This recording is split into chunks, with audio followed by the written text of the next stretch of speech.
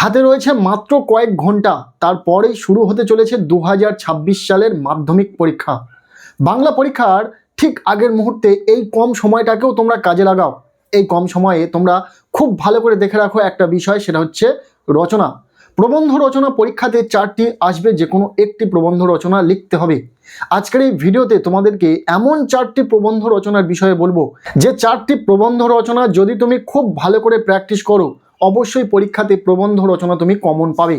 আর পরীক্ষার ঠিক আগে আগে যদি তুমি প্রবন্ধ রচনা দেখে রাখো এবং পরীক্ষাতে গিয়ে যদি ওই প্রবন্ধ রচনাই আসে, সেক্ষেত্রে কতটা না ভালো হয়।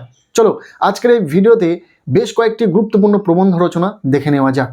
এই ভিডিওতে এমন 4টি রচনা দেখে নেব, যে রচনা 4টি প্র্যাকটিস করলে হুবহু পরীক্ষাতে প্রবন্ধ রচনা কমন পাবে। প্রথম যে রচনাটিকে তোমরা খুব ভালো করে প্র্যাকটিস করবে, বাংলার উৎসব, ভীষণ ইম্পর্টেন্ট, খুব ভালো করে প্র্যাকটিস করবে। এরপর দ্বিতীয়, বাংলার ঋতু বৈচিত্র্য, এই রচনাটিকেও তোমরা খুব ভালো করে পড়ে রাখবে। 3 নম্বর রচনা, বিজ্ঞান মনস্কতা ও কুসংস্কার। বিজ্ঞান বিষয়ক রচনা যেহেতু প্রতি বছরই থাকে, সো একটু ঘুরিয়েও আসতে পারে, বিজ্ঞানের ভালো মন্দটা দেখে রাখবে। এরপর 4 নম্বর যে রচনাটা দেখে রাখবে, তোমার জীবনের লক্ষ্য। ব্যাস, এই 4টি রচনা তুমি খুব ভালো করে প্র্যাকটিস করো, তোমার পরীক্ষাতে রচনা কমন থাকবে। একটি রচনা তো লিখতে হয়, বেশি নয়, একটি রচনা তুমি কমন পাবে। তবে যারা চাইছে ভালো রেজাল্ট করতে, তাদের তো এই রকম 4টি রচনা প্র্যাকটিস করলে হবে না, বা 4টি রচনা পড়লে হবে না। তাদের জন্য আরও 4টি রচনা বলে দেব, যেখান থেকে 100% পরীক্ষাতে রচনা কমন থাকবে। 5 নম্বর রচনা, পরিবেশ দূষণ ও তার প্রতিকার, ভীষণ ইম্পর্টেন্ট। 6 নম্বর, সমাজ কল্যাণ ও ছাত্র সমাজ, প্রশ্নটি ঘুরিয়ে আসতে পারে, পরিবেশ রক্ষায় ছাত্র সমাজ।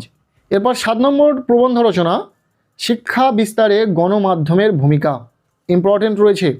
নেক্সট, একটি ঐতিহাসিক স্থানের ভ্রমণের অভিজ্ঞতা।